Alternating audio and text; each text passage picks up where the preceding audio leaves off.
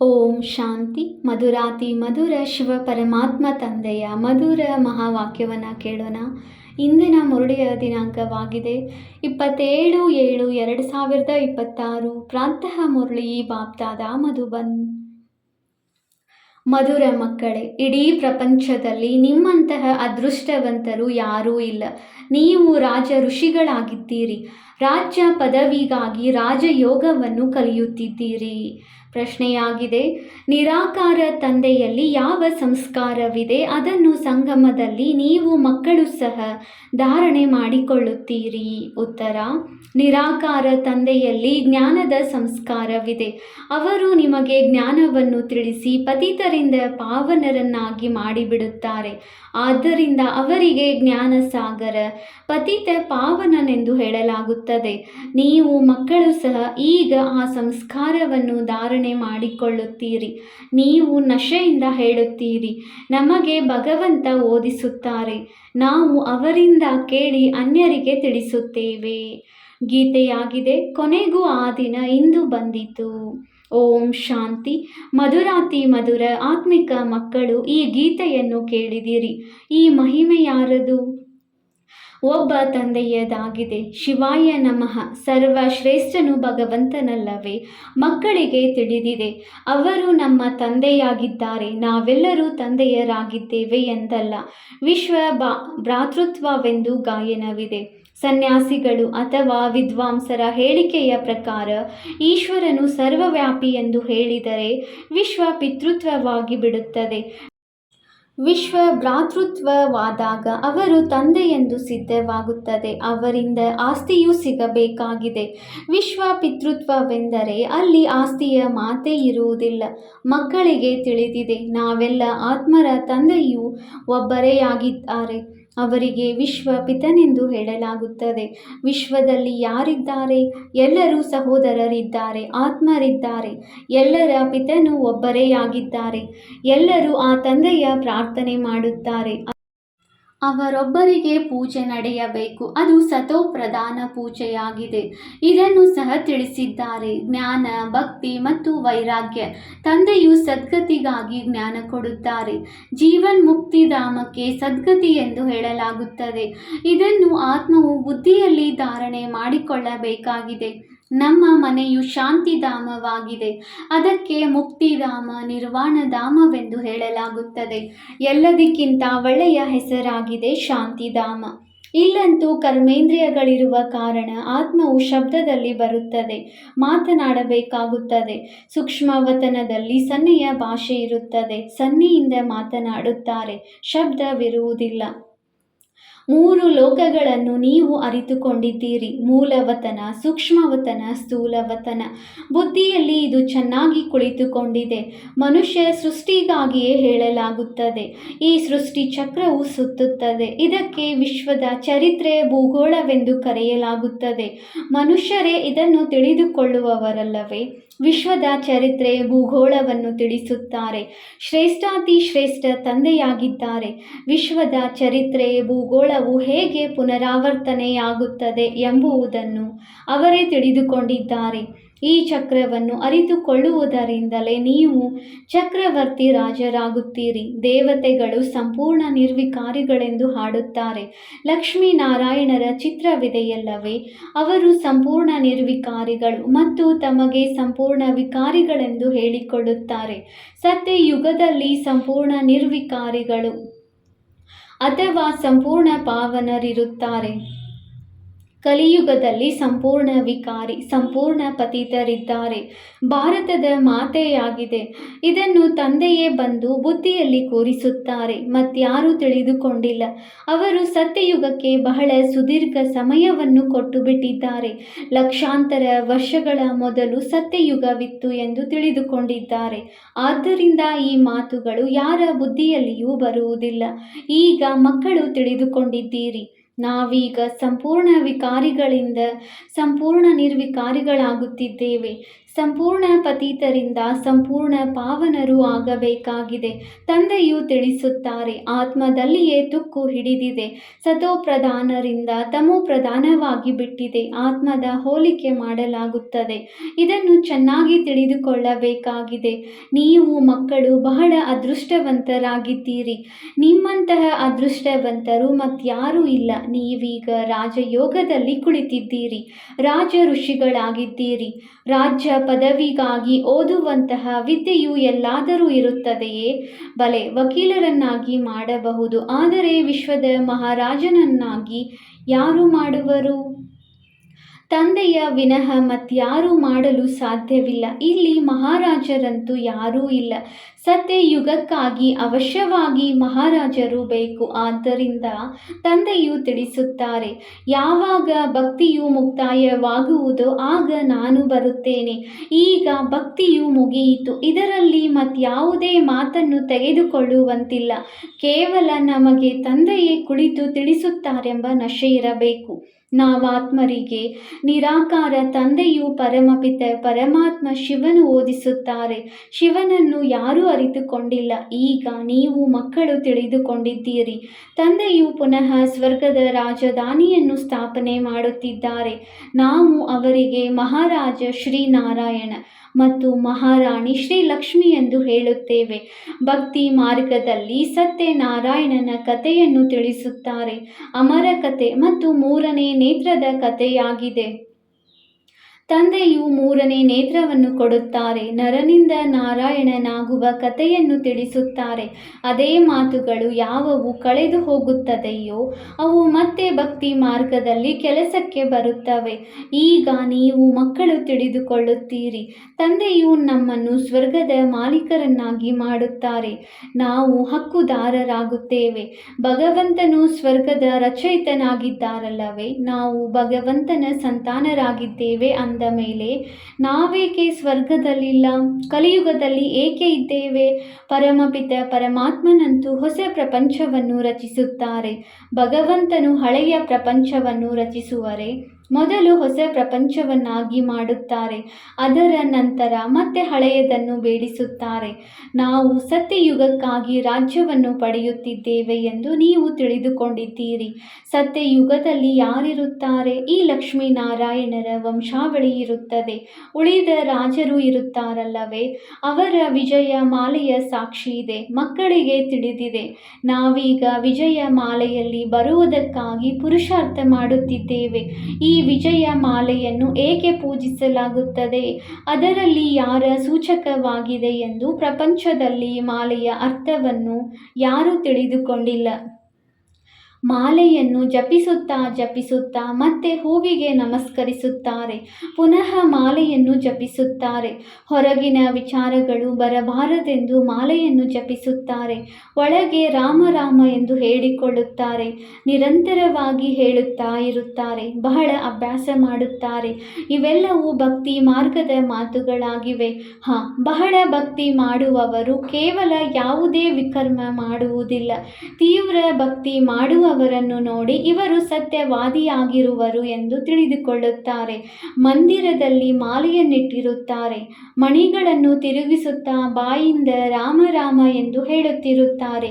ಭಕ್ತಿಯಲ್ಲಿ ಪಾಪವಾಗುವುದಿಲ್ಲ ಎಂದು ಅನೇಕರು ತಿಳಿದುಕೊಳ್ಳುತ್ತಾರೆ. ನೌದಾ ಭಕ್ತಿ ಮಾಡುವುದರಿಂದ ಮನುಷ್ಯರು ಮುಕ್ತರಾಗಿ ಬಿಡುತ್ತಾರೆಂದು ಹೇಳುತ್ತಾರೆ. ಆದರೆ ಆಗುವುದೇನೂ ಇಲ್ಲ. ಇದೊಂದು ನಾಟಕವಾಗಿದೆ. ಅದರಲ್ಲಿ ಎಲ್ಲರೂ ಸತೋಪ್ರಧಾನರಿಂದ ಸತೋ ರಜೋ ತಮೋದಲ್ಲಿ ಬರಲೇಬೇಕಾಗಿದೆ. ಯಾರೊಬ್ಬರೂ ಹಿಂತಿರುಗಿ ಹೋಗುವುದಿಲ್ಲ. ಹೇಗೆ ಪರಮಧಾಮದಲ್ಲಿ ಜಾಗವು ಖಾಲಿಯಾಗಿ ಬಿಡುತ್ತದೆಯೋ ಹಾಗೆಯೇ ಇಲ್ಲಿಯೂ ಸಹ ಬಹಳ ಜಾಗವು ಖಾಲಿಯಾಗಿ ಬಿಡುವುದು. ದೆಹಲಿಯ ಅಕ್ಕಪಕ್ಕ ಸಿಹಿ ನೀರಿನ ನದಿಗಳ ತೀರದಲ್ಲಿ ರಾಜಧಾನಿ ಇರುತ್ತದೆ. ಸಮುದ್ರದ ಕಡೆ ಇರುವುದಿಲ್ಲ. ಈ ಬಾಂಬೆ ಇತ್ಯಾದಿಗಳು ಇರುವುದೇ ಇಲ್ಲ. ಇಲ್ಲಂತೂ ಮೊದಲು ಮೀನುಗಾರರಿರುತ್ತಾರೆ. ಈಗ ಸಮುದ್ರವನ್ನು ಒಣಗಿಸಿ ಕಟ್ಟಡಗಳನ್ನು ಕಟ್ಟಿಸಿದ್ದಾರೆ. ಆದರೂ ಸಹ ಮೀನುಗಾರಿಕೆ ಇರುತ್ತದೆ. ಸತ್ಯಯುಗದಲ್ಲಂತೂ ಈ ಬಾಂಬೆ ಇರುವುದಿಲ್ಲ. ಅಲ್ಲಿ ಯಾವುದೇ ಪರ್ವತ ಇತ್ಯಾದಿಗಳು ಇರುವುದೇ ಇಲ್ಲ. ಎಲ್ಲಿಗೂ ಹೋಗುವ ಅವಶ್ಯಕತೆಯೇ ಇರುವುದಿಲ್ಲ. ಇಲ್ಲಿ ಮನುಷ್ಯರು ದಣಿದಾಗ ವಿಶ್ರಾಂತಿ ಪಡೆಯಲು ಹೋಗುತ್ತಾರೆ. ಸತ್ಯಯುಗದಲ್ಲಿ ದಣಿವಾಗಲು ಯಾವುದೇ ಪ್ರಕಾರದ ಕಷ್ಟವೂ ಇರುವುದಿಲ್ಲ. ನೀವೀಗ ಸ್ವರ್ಗವಾಸಿಗಳಾಗಿ ಬಿಡುತ್ತೀರಿ. ಅಲ್ಲಿ ಸ್ವಲ್ಪವೂ ಪರಿಶ್ರಮವಾಗುವುದಿಲ್ಲ. ಆದ್ದರಿಂದ ಈಗ ಮಕ್ಕಳು ತಂದೆಯ ಶ್ರೀಮತದಂತೆ ನಡೆಯಬೇಕಾಗಿದೆ. ತಂದೆಯು ಹೇಳುತ್ತಾರೆ, ಮಧುರ ಮುದ್ದಾದ ಮಕ್ಕಳೇ, ಶರೀರ ನಿರ್ವಹಣೆಗಾಗಿ ಉದ್ಯೋಗ ವ್ಯವಹಾರವನ್ನಂತೂ ಮಾಡಲೇಬೇಕು. ಶಾಲೆಯಲ್ಲಿ ವಿದ್ಯಾರ್ಥಿಗಳು ಓದಿ ಮತ್ತೆ ಮನೆಗೆ ಹೋದ ನಂತರವೂ ಓದುತ್ತಾರೆ. ಮನೆಯ ಕೆಲಸ ಕಾರ್ಯಗಳನ್ನು ಮಾಡುತ್ತಾರೆ. ಇಲ್ಲಿಯೂ ಹಾಗೆಯೇ. ಈ ವಿದ್ಯೆಯಲ್ಲಿ ನಿಮಗೆ ಯಾವುದೇ ಕಷ್ಟವಿಲ್ಲ. ಆ ವಿದ್ಯೆಯಲ್ಲಂತೂ ಎಷ್ಟೊಂದು ಸಬ್ಜೆಕ್ಟ್ಗಳು ಇರುತ್ತವೆ. ಇಲ್ಲಿ ಒಂದೇ ವಿದ್ಯೆ ಮತ್ತು ಒಂದೇ ಮಾತಾಗಿದೆ, ಮನ್ಮನಾಭವ. ಇದರಿಂದ ನಿಮ್ಮ ಪಾಪಗಳು ನಾಶವಾಗುತ್ತವೆ. ಭಗವಾನ್ ವಾಚ್ ಇದೆಯಲ್ಲವೇ? ಗೀತೆಯನ್ನು ಭಗವಂತನು ದ್ವಾಪರದಿಂದ ತಿಳಿಸಿದರೆಂದು ಅವರು ತಿಳಿದುಕೊಳ್ಳುತ್ತಾರೆ. ಆದರೆ ದ್ವಾಪರದಲ್ಲಿ ತಿಳಿಸಿ ಏನು ಮಾಡುತ್ತಾರೆ? ಕೃಷ್ಣನ ಚಿತ್ರದಲ್ಲಿ ಬರವಣಿಗೆಯು ಬಹಳ ಚೆನ್ನಾಗಿದೆ. ಈ ಯುದ್ಧವಂತೂ ಒಂದು ನಿಮಿತ್ತವಾಗಿದೆ. ಇದರಲ್ಲಿ ಎಲ್ಲರೂ ಮರಣ ಹೊಂದುವರು. ಆಗಲೇ ಹಿಂತಿರುಗಿ ಮುಕ್ತಿ ಜೀವನ್ಮುಕ್ತಿಯಲ್ಲಿ ಹೋಗಲು ಸಾಧ್ಯ. ಅದರಲ್ಲಿಯೂ ಕೇವಲ ಯುದ್ಧದಿಂದಲೇ ಸಾಯುವರೆ. ಅನೇಕ ಪ್ರಕಾರದ ಪ್ರಾಕೃತಿಕ ವಿಕೋಪಗಳು ಆಗುತ್ತವೆ. ಮಕ್ಕಳಿಗೆ ಯಾವುದೇ ದುಃಖವಾಗಬಾರದು. ಹೇಗೆ ಮನುಷ್ಯರಿಗೆ ಹೃದಯಾಘಾತವಾದರೆ ಅದರಲ್ಲಿ ಯಾವುದೇ ದುಃಖವಾಗುವುದಿಲ್ಲ. ಮೃತ್ಯು ಬರುವುದಾದರೆ ಹೀಗೆ ಬರಬೇಕು. ಕುಳಿತಿದ್ದಂತೆಯೇ ಹೃದಯಾಘಾತವಾದರೆ ಸಮಾಪ್ತಿಯಾಗುವರು. ವೈದ್ಯರು ಬರುವಷ್ಟರಲ್ಲಿ ಆತ್ಮವು ಹೊರಟು ಹೋಗುತ್ತದೆ. ಈಗಂತೂ ಎಲ್ಲರ ಮೃತ್ಯುವಾಗುವುದು. ಅಂತಿಮದಲ್ಲಿ ಆಸ್ಪತ್ರೆಗಳಾಗಲಿ ವೈದ್ಯರಾಗಲಿ ಕ್ರಿಯಾಕರ್ಮ ಮಾಡುವವರಾಗಲಿ ಯಾರೂ ಇರುವುದಿಲ್ಲ. ಎಲ್ಲರ ಪ್ರಾಣಗಳು ತನುವಿನಿಂದ ಹೊರಟು ಹೋಗುತ್ತವೆ. ಬೆಂಕಿಯ ಮಳೆ ಸುರಿಯುತ್ತದೆ. ಮೃತ್ಯುವಾಗುವುದರಲ್ಲಿ ತಡವಾಗುವುದಿಲ್ಲ. ಇಂತಹ ಬಾಂಬುಗಳನ್ನು ತಯಾರಿಸಬೇಕು. ಯಾವುದರಲ್ಲಿ ಮನುಷ್ಯರು ಬಹಳ ಬೇಗನೆ ಸಾಯಬೇಕೆಂದು ಪ್ರಯತ್ನಪಟ್ಟು ಇಂತಿಂತಹ ಬಾಂಬುಗಳನ್ನು ತಯಾರು ಮಾಡುತ್ತಿರುತ್ತಾರೆ. ಇನ್ನು ಆಧುನಿಕ ರೀತಿಯಲ್ಲಿ ಬಾಂಬುಗಳನ್ನು ತಯಾರಿಸುತ್ತಿರುತ್ತಾರೆ. ಇದು ಡ್ರಾಮಾದಲ್ಲಿ ನಿಗದಿಯಾಗಿದೆ. ಡ್ರಾಮಾದಲ್ಲಿ ಮಾಡಲ್ಪಟ್ಟ ಆಟವಾಗಿದೆ. ಕಲ್ಪವೂ ವಿನಾಶವಾಗುತ್ತದೆ. ಸತ್ಯಯುಗದಲ್ಲಿ ನಿಮಗೆ ಈ ಜ್ಞಾನವಿರುವುದಿಲ್ಲ. ತಂದೆಯೇ ಬಂದು ಜ್ಞಾನ ಕೊಡಬೇಕಾಗಿದೆ. ಇದರಿಂದ ಸತ್ಯಯುಗದ ಸ್ಥಾಪನೆಯಾಗಿ ಬಿಟ್ಟರೆ ನಂತರ ಜ್ಞಾನದ ಮಾತೇ ಇರುವುದಿಲ್ಲ. ಮತ್ತೆ ಯಾವಾಗ ರಾವಣ ರಾಜ್ಯವು ಆರಂಭವಾಗುವುದೋ ಆಗ ಭಕ್ತಿಯು ಪ್ರಾರಂಭವಾಗುತ್ತದೆ. ಈಗ ಭಕ್ತಿಯು ಮುಕ್ತಾಯವಾಗುತ್ತದೆ. ನೀವು ಯೋಗ ಬಲದಿಂದ ಪಾವನರಾಗಬೇಕಾಗಿದೆ. ಪಾವನರಾದಾಗಲೇ ಸುಖಧಾಮ ಶಾಂತಿಧಾಮದಲ್ಲಿ ಹೋಗಲು ಸಾಧ್ಯ. ಇದಕ್ಕಾಗಿ ಚಾರ್ಟ್ ಇಟ್ಟುಕೊಳ್ಳಬೇಕಾಗಿದೆ. ಇದಂತೂ ನಿಮಗೆ ತಿಳಿದಿದೆ. ನಾವು ತಂದೆಯನ್ನು ನೆನಪು ಮಾಡಿ ಇಲ್ಲಿಯೇ ತಮೋ ಪ್ರಧಾನರಿಂದ ಸತೋ ಪ್ರಧಾನರು ಆಗಬೇಕಾಗಿದೆ. ಹೀಗೆ ಯಾವುದೇ ಶಾಸ್ತ್ರ ಇತ್ಯಾದಿಗಳಲ್ಲಿ ಬರೆದಿಲ್ಲ. ಮಕ್ಕಳು ಗೀತೆಯನ್ನು ಕೇಳಿದಿರಿ. ಕೊನೆಗೂ ಆ ದಿನ ಇಂದು ಬಂದಿತು. ಯಾವಾಗ ಭಾರತವಾಸಿಗಳು ಪುನಃ ರಾಜಾದಿರಾಜರಾಗುತ್ತಾರೆ, ರಾಜರಿಗೂ ರಾಜರು ಅಥವಾ ಮಹಾರಾಜರಾಗುತ್ತೀರಿ. ನಂತರ ತ್ರೇತಾದಲ್ಲಿ ರಾಜ ರಾಣಿ ಇರುತ್ತಾರೆ. ಯಾರು ಪೂಜ್ಯ ಮಹಾರಾಜ ಮಹಾರಾಣಿಯಾಗಿದ್ದರೋ ಅವರೇ ದ್ವಾಪರದಲ್ಲಿ ವಾಮ ಮಾರ್ಗದಲ್ಲಿ ಬಂದು ಪೂಜಾರಿಗಳಾಗಿ ಬಿಡುತ್ತಾರೆ. ತಾವೇ ಪೂಜ್ಯರಿದ್ದವರು ತಾವೇ ಪೂಜಾರಿಗಳಾಗಿ ಬಿಡುತ್ತಾರೆ. ತಂದೆಯು ತಿಳಿಸುತ್ತಾರೆ, ನಾನು ಪೂಜಾರಿಯಾಗುವುದಿಲ್ಲ. ದೇವತೆಗಳು ಪೂಜ್ಯರಾಗುತ್ತಾರೆ, ನಾನಾಗುವುದಿಲ್ಲ. ಪೂಜಾರಿಯೂ ಆಗುವುದಿಲ್ಲ. ಭಾರತವಾಸಿಗಳು ದೇವಿ ದೇವತೆಗಳ ಮಂದಿರವನ್ನು ಮಾಡಿ ಅವರ ಪೂಜೆ ಮಾಡುತ್ತಾರೆ. ಲಕ್ಷ್ಮೀನಾರಾಯಣ ಯಾರು ಮೊದಲು ಪೂಜ್ಯರಾಗಿದ್ದರೋ ಅವರೇ ಭಕ್ತಿ ಮಾರ್ಗದಲ್ಲಿ ಶಿವತಂದೆಯ ಪೂಜಾರಿಗಳಾಗುತ್ತಾರೆ. ಯಾವ ಶಿವತಂದೆಯು ಮಹಾರಾಜ ಮಹಾರಾಣಿಯರನ್ನಾಗಿ ಮಾಡಿದರೋ ಅವರಿಗೆ ನಂತರ ಮಂದಿರವನ್ನು ಕಟ್ಟಿಸಿ ಪೂಜೆ ಮಾಡುತ್ತಾರೆ. ಯಾರು ಕೂಡಲೇ ವಿಕಾರಿಗಳಾಗಿ ಬಿಡುವುದಿಲ್ಲ. ನಿಧಾನವಾಗಿ ಆಗುತ್ತಾರೆ. ದೇವತೆಗಳು ವಾಮ ಮಾರ್ಗದಲ್ಲಿ ಇಳಿಯುವ ಚಿತ್ರಗಳನ್ನು ತೋರಿಸುತ್ತಾರೆ. ಯಾರು ಪೂಜ್ಯ ಲಕ್ಷ್ಮೀನಾರಾಯಣರಾಗಿದ್ದರೋ ಅವರೇ ನಂತರ ಪೂಜಾರಿಗಳಾಗಿ ಬಿಡುತ್ತಾರೆ. ಮೊಟ್ಟ ಮೊದಲು ಶಿವನ ಮಂದಿರವನ್ನು ಕಟ್ಟಿಸುತ್ತಾರೆ. ಆ ಸಮಯದಲ್ಲಿ ವಜ್ರಗಳನ್ನು ಕತ್ತರಿಸಿ ಪೂಜೆಗಾಗಿ ಲಿಂಗವನ್ನು ಮಾಡಿಸುತ್ತಾರೆ. ಪರಮಾತ್ಮನು ಚಿಕ್ಕ ಬಿಂದುವಾಗಿದ್ದಾರೆ ಎಂಬುದು ಯಾರಿಗೂ ತಿಳಿದಿಲ್ಲ. ಇದನ್ನು ನೀವೀಗ ತಿಳಿದುಕೊಂಡಿದ್ದೀರಿ. ತಂದೆಯು ದೊಡ್ಡ ಲಿಂಗವಾಗಿಲ್ಲ. ಮಂದಿರಗಳನ್ನಂತೂ ಬಹಳ ಕಟ್ಟಿಸುತ್ತಾರೆ. ರಾಜರನ್ನು ನೋಡಿ ಪ್ರಜೆಗಳು ಸಹ ಅದೇ ರೀತಿ ಮಾಡುತ್ತಾರೆ.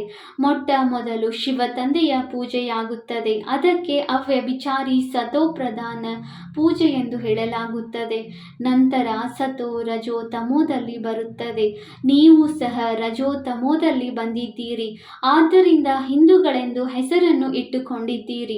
ಮೂಲತಃ ದೇವಿ ದೇವತೆಗಳಾಗಿದ್ದೀರಿ. ತಂದೆಯು ಹೇಳುತ್ತಾರೆ, ನೀವು ಮೂಲತಃ ದೇವಿ ದೇವತಾ ಧರ್ಮದವರಾಗಿದ್ದೀರಿ. ಆದರೆ ನೀವು ಬಹಳ ಪತಿತರಾಗಿ ಬಿಟ್ಟಿದ್ದೀರಿ. ಆದ್ದರಿಂದ ತಮ್ಮನ್ನು ದೇವತೆಗಳೆಂದು ಕರೆಸಿಕೊಳ್ಳಲು ಸಾಧ್ಯವಿಲ್ಲ. ಏಕೆಂದರೆ ಅಪವಿತ್ರರಾಗಿದ್ದೀರಿ. ಹಿಂದೂಗಳೆಂಬ ಹೆಸರಂತೂ ಬಹಳ ಕೊನೆಯಲ್ಲಿ ಇಡುತ್ತಾರೆ.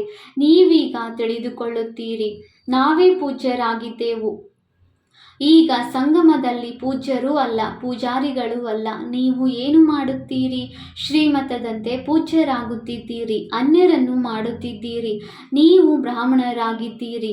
ನಿಮ್ಮ ಆತ್ಮವು ಪವಿತ್ರವಾಗುತ್ತಾ ಹೋಗುತ್ತದೆ. ಪೂರ್ಣ ಪವಿತ್ರರಾದರೆ ಈ ಹಳೆಯ ಶರೀರವನ್ನು ಬಿಡಬೇಕಾಗುತ್ತದೆ. ತಂದೆಯು ಬಹಳ ಸಹಜ ರೀತಿಯಲ್ಲಿ ತಿಳಿಸುತ್ತಾರೆ. ವೃದ್ಧ ಮಾತೆಯರಿಗೆ ಧಾರಣೆಯಾಗುವುದಿಲ್ಲ. ತಂದೆಯು ಹೇಳುತ್ತಾರೆ, ಇದನ್ನಂತೂ ನೀವು ತಿಳಿದುಕೊಂಡಿದ್ದೀರಿ. ನಾವಾತ್ಮರಾಗಿದ್ದೇವೆ. ಆತ್ಮದಲ್ಲಿಯೇ ಒಳ್ಳೆಯ ಅಥವಾ ಕೆಟ್ಟ ಸಂಸ್ಕಾರವಿರುತ್ತದೆ. ಆತ್ಮವು ಏನೆಲ್ಲ ಕರ್ಮ ಮಾಡುವುದೋ ಅದನ್ನು ಇನ್ನೊಂದು ಜನ್ಮದಲ್ಲಿ ಅನುಭವಿಸಬೇಕಾಗುತ್ತದೆ. ತಂದೆಯೂ ಸಹ ಆತ್ಮಗಳೊಂದಿಗೆ ಮಾತನಾಡುತ್ತಾರೆ. ತಂದೆಯು ಹೇಳುತ್ತಾರೆ, ಹೇ ಮಕ್ಕಳೇ, ಆತ್ಮಾಭಿಮಾನಿಯಾಗಿರಿ. ನಿರಾಕಾರ ಶಿವ ತಂದೆಯು ನಿರಾಕಾರಿ ಆತ್ಮರಿಗೆ ಓದಿಸುತ್ತಾರೆ. ನಿರಾಕಾರ ತಂದೆಯಲ್ಲಿ ಜ್ಞಾನದ ಸಂಸ್ಕಾರವಿದೆ.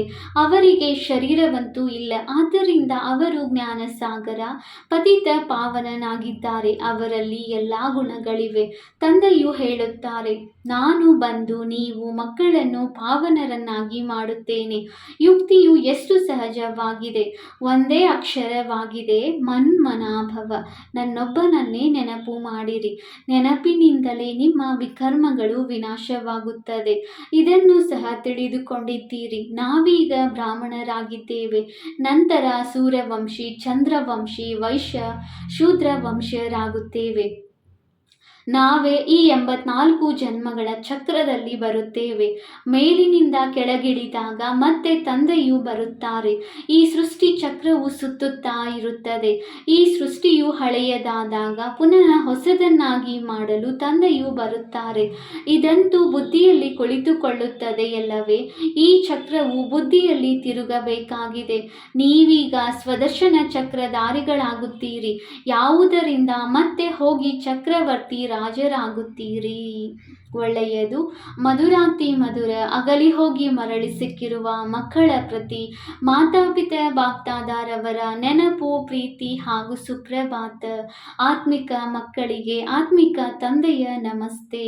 ನಾವು ಆತ್ಮಿಕ ಮಕ್ಕಳಿಂದ ಆತ್ಮಿಕ ತಂದೆಗೆ ನೆನಪು, ಪ್ರೀತಿ ಹಾಗೂ ನಮಸ್ತೆ ನಮಸ್ತೆ ನಮಸ್ತೆ.